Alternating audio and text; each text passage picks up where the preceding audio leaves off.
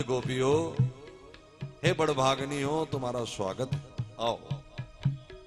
लेकिन ये बताओ ये कैसे आई हो? क्या इस चांदनी रात की छटा देखने आई हो, या फिर जमुना जी के दर्शन करने आई हो, या फिर तुम्हारा घर में कोई झगड़ा हो गया है? और चौथे में भगवान ने कहा या फिर मुझसे तुम्हें प्यार हो गया।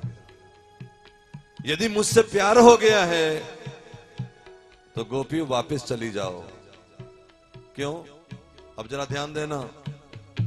शिव मुरली बजा के जिनको बुलाया था उन्हें भगवान वापस भेज रहे हैं, जाओ वापस। ये भगवान का स्वभाव है। पहले अपनी कथा सुनाकर संतों के मुख से श्री गोविंद अपनी तरफ रिझाते हैं, और जब कोई रीझता है तो भगवान उसे बात बना करके या कोई माया का पर्दा डाल के वापस भिजवाते हैं। लेकिन जब कोई सामने वाला कहता है कि नहीं नहीं अब नहीं जाना, तो उसे अपने छाती से लगाते हैं। मैंने कल कहा था कि मथुरा की पटरानियों की कथा मैं छोड़ रहा हूं, वो कल समझाऊंगा। एक बार पहले मथुरा की रानियों से भी भगवान ने ये कहा था, जब उनसे भोग के लिए प्रार्थना की, ब्राह्मणों ने मना कर दिया, लेकिन उनकी पत्नियां थाली लेके आई, भोग लगा, श्री कृष्ण ने कहा कि वापस जाओ। तो उन रानियों ने एक बात कही जो इन गोपियों ने नहीं कही। ध्यान देना अंतर। उन रानियों ने ये कहा कि हम चली तो जाएं, लेकिन हमारे पति ने कहा था कि जहां जा रही हो फिर वहीं रहना। हे कृष्ण, अगर गई तो बड़ा अपमान होगा, अपमान के लिए नहीं जा रही। तो भगवान ने कहा घबराओ नहीं, तुम्हारा सम्मान होगा, मैं आशीर्वाद देता हूं। और ये चली गई और सम्मान भी हुआ। जाकर ब्राह्मणों ने इनके चरण छू लिए, लेकिन रासलीला में नहीं आ सकी।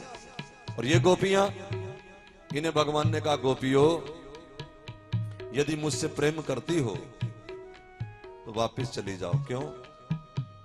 क्योंकि यदि पास रहोगी, ध्यान दो, तो पास रहने वाले को अवगुण दिखाई देने शुरू हो जाते।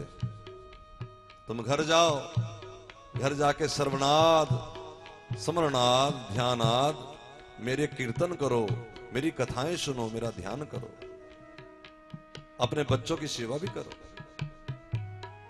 गोपियों ने कहा कन्हैया, तू क्या समझता है कि रोटी हाथ से बनती है? अच्छा, तो किससे बनती है? अरे रोटी मन से बनती है, मन से।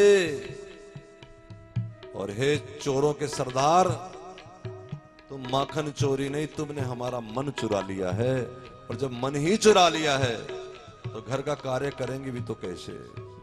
इसलिए यदि भेजना चाहते हो तो फिर एक काम करो। क्या? हो जे तुम अखी